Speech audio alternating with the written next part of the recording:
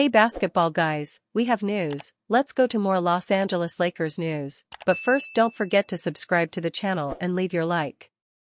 Duncan Robinson is a solid three-point shooter, and if the Lakers can land him, he would be a great addition. New trade suggestion: the Lakers are interested in forward Duncan Robinson. The Lakers need to improve their perimeter shooting. With this in mind, we explore a trade idea with the Miami Heat to help the Lakers land a bona fide three-point shooting threat.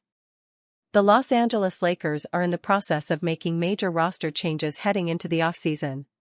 After a disappointing end to their postseason campaign, the Purple and Gold learned that some things needed to change if their core of LeBron James and Luka Doncic were to stand a chance in a highly competitive Western Conference. To facilitate this, the Lakers' agenda of making roster upgrades has seen a variety of different player profiles presented.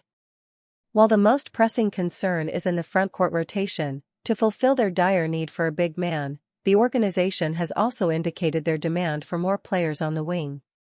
While the implications have been for a wing defender, the Lakers could also potentially be looking to improve upon their perimeter shooting this offseason. For the 2024-25 season, the Lakers shot 36.6% from beyond the three-point line. In comparison with the rest of the league, they ranked 14th in the league, not a positive sign for a team with title aspirations. Although the team features some reliable perimeter shooters in Austin Reeves, Rui Hachimura, Dorian Finney-Smith, and even rookie Dalton Knecht, it is evident that the output has not been satisfactory.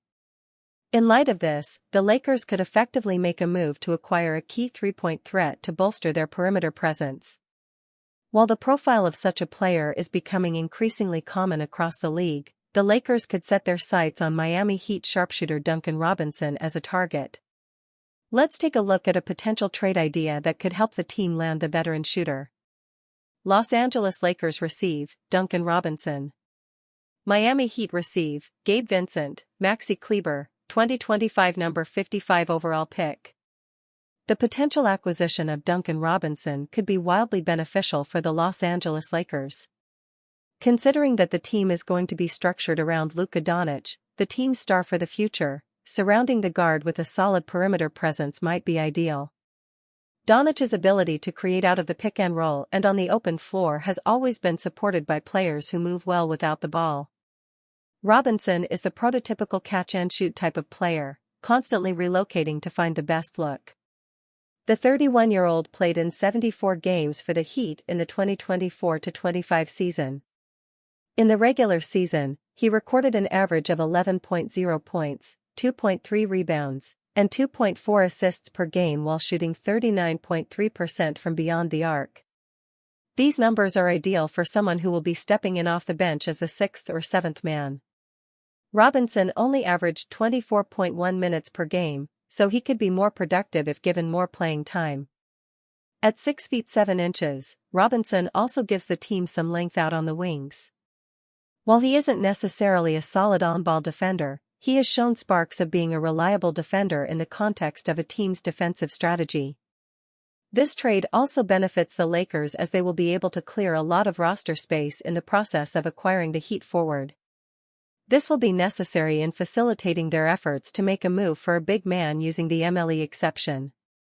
Are the Lakers a logical fit for Chris Paul? Following on from this week's report that 12-time NBA All-Star point guard Chris Paul will lead the San Antonio Spurs after just one season, itself coming after other reports that the 20-year veteran is not yet interested in retiring, thoughts turn to where he might go next. Having played for both the Spurs and the Houston Rockets, the other Texan NBA franchise, the Dallas Mavericks, are gaining some traction as a potential Paul destination.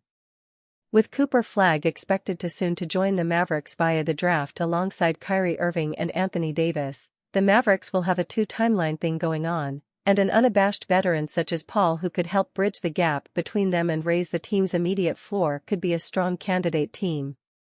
In light of their reported plans to pursue a point guard, such a move makes sense. Paul, however, was also once a member of the Los Angeles Clippers. Therefore, what about if he was to start ticking off the Californian teams, go back to the City of Angels, and become a member of the Lakers, just like he was supposed to in 2011? Lakers must evaluate multiple factors.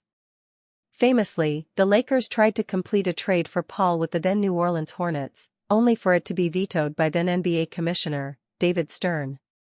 At the time, the NBA, awkwardly, owned the Hornets, having been required to step in as an intermediary owner while the team extricated itself from financial difficulties. Stern's position was that the Paul trade was being vetoed purely because he did not like it as a basketball move for the team he was reluctantly in charge of at the time, rather than any wider comment on the trade partner being the Lakers.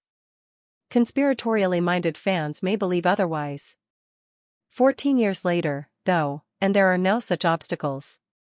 Paul is a free agent, and the Spurs are preparing to move on without him.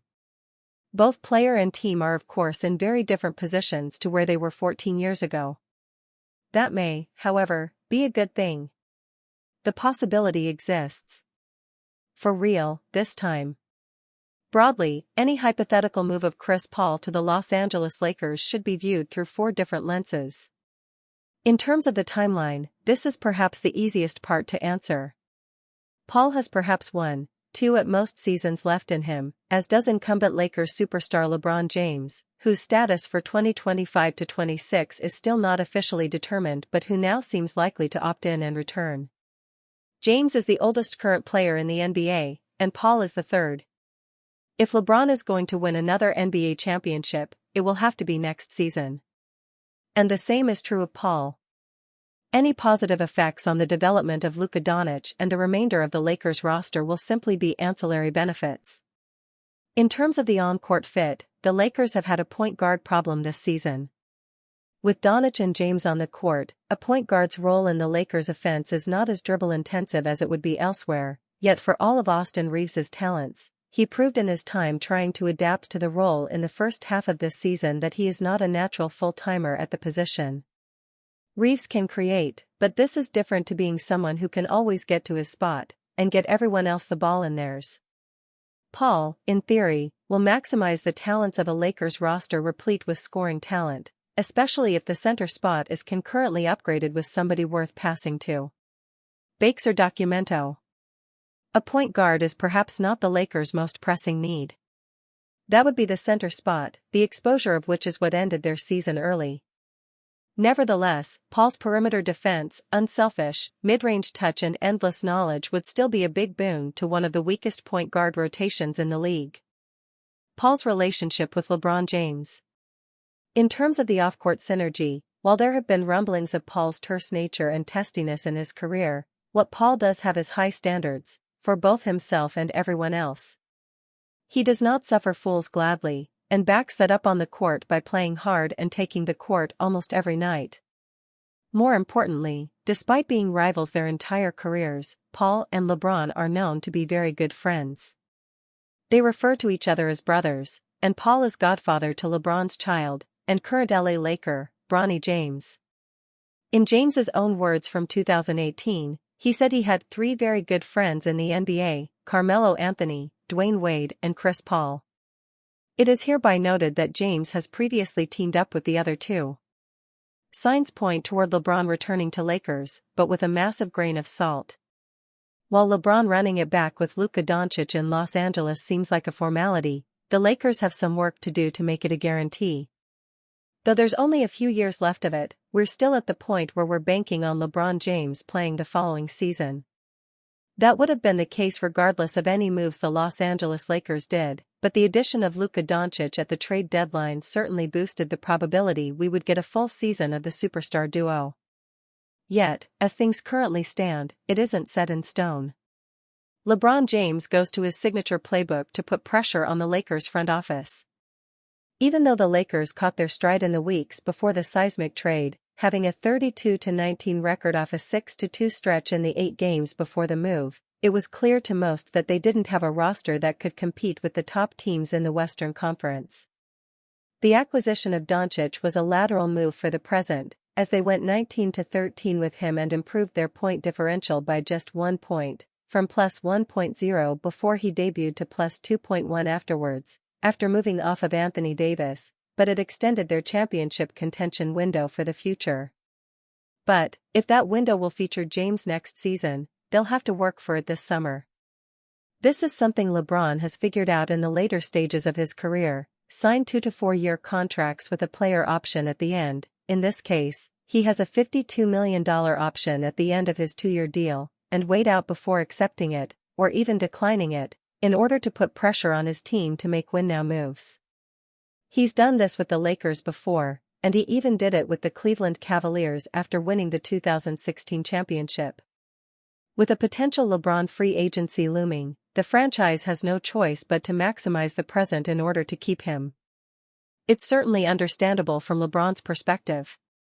Especially with a 26-year-old phenom to build around after James retires, the Lakers are less inclined to sacrifice that future for next season unless LeBron exercises his leverage.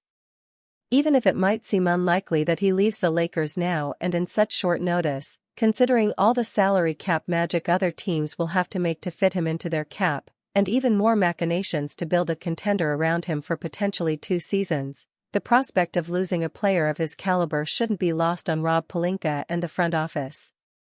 In the month between now and June 29, the date where LeBron has to make a decision on his option, the pressure is on.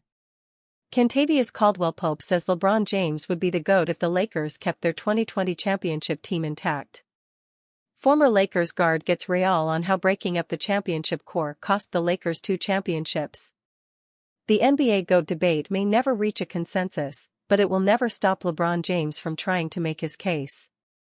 In fact, according to former Lakers guard Kentavious Caldwell-Pope, LeBron would already be the de facto GOAT if his team hadn't broken up their championship core in the summer of 2020. That team, we had a lot of moments where everything just clicked for us. Off the court, on the court, inviting each other to our houses, we were just hanging out with each other, said Pope on Above the Rim. Those were my brothers. I spent more time with my team than my family. I think if we kept that team together, we would have run off 2 more. There would be no more GOAT talk. That would have put LeBron at 6. The 2019-20 campaign was the first title run for the LeBron-era Lakers, and it's been the last one so far. Fresh after trading for Anthony Davis, the Lakers filled out their roster with solid role players, including guys like Montrezl Harrell, Dennis Schroeder, and Wesley Matthews. They also traded for Alex Caruso, Danny Green, and Quinn Cook. The result was a dominant Lakers team that made the fans proud. They went 52-19 in that COVID-shortened season, finishing first in the West to secure home court advantage throughout the playoffs. The Lakers, who had to spend months in a league-designated quarantine zone, finished the job by winning the championship, 17th in franchise history, and restoring honor to the storied franchise. However, instead of keeping the team together, Rob Pelinka decided to head in a different direction. That summer, months after winning the title, he broke up that team and swapped out some key players in exchange for Dennis Schroeder, Marc Gasol, Montrezl Harrell, and Wesley Matthews. That season, 2020-21, without the depth they had previously, the Lakers struggled to hold their place at the top of the standings. They fell to 7th in the West and lost in the first round of the playoffs to the Phoenix Suns. The Lakers have yet to win the championship since splitting up that 2020 team, and it's a move that they've come to regret. While it was far from a perfect group, they still deserved a chance to defend their title, and now we'll never know what they could have accomplished with more time together. According to KCP, the Lakers could have won at least 2 more rings with that group, giving LeBron 6 championships, enough to tie Michael Jordan. After everything LeBron has done, for ex-MVP, NBA's all-time leading scorer, adding 2 more titles to his resume would have been all that he needed to secure his legacy as the greatest player in NBA history. Unfortunately for James, it just wasn't meant to be. Even if the Lakers had managed to keep that group together, they would have faced steep competition against the Milwaukee Bucks in 2021 and the Boston Celtics in 2022. Injuries aside, the Lakers would have struggled against those teams. Today, that old 2020 team is nothing more than a memory now, and LeBron is all that remains. As the last remnant of the previous era, James knows what it takes to succeed, and he's going to do everything he can to help guide this new group on the path to success.